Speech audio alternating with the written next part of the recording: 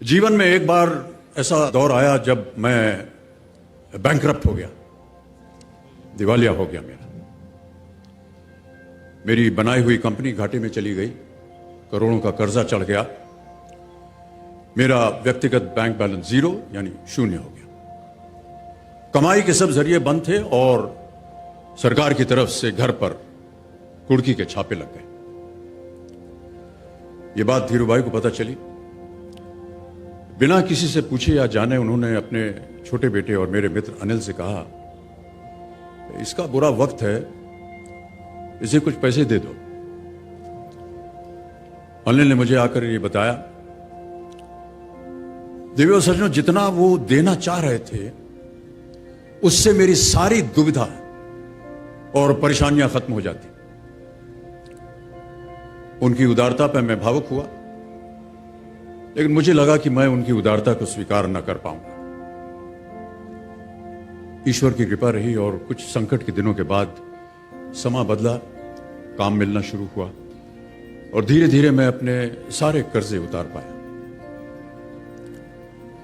एक शाम धीरूभाई के निवास स्थान से इवेंट पर एक दावत के अवसर पर मुझे भी आमंत्रित किया गया। तो ऊपर लॉन में एक तरफ धीरूभाई एक बड़े से मेज पर अपने कुछ मित्रों, बड़े फाइनेंशियल और कॉर्पोरेट वर्ल्ड के दुनिया के दिग्गजों के साथ बैठे बात कर रहे थे। मुझ पर नजर पड़ी तो मुझे बुलाया और कहा, यहां मेरे साथ बैठो। मुझे बड़ा अजीब लगा। मैंने क्षमा मांगी और कहा, मैं उधर अपने मित्रों के साथ बैठा हूं, वहीं ठीक हूं। उन्होंने जिद की और बैठा लिया मुझे। फिर अपनी उस दिग्गजों की महफिल में उन्होंने कहा,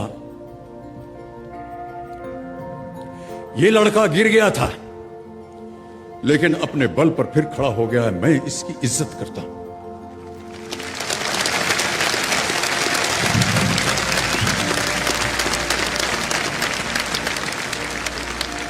उनका ये व्यवहार और उनके वो शब्द मेरे लिए उस धनराशि से हजारों गुना ज्यादा मूल्यवान थे, जितना कि वो मुझे मेरी संकट से बाहर आने के लिए देने के लिए तैयार थे। ये उनका व्यक्तित्व।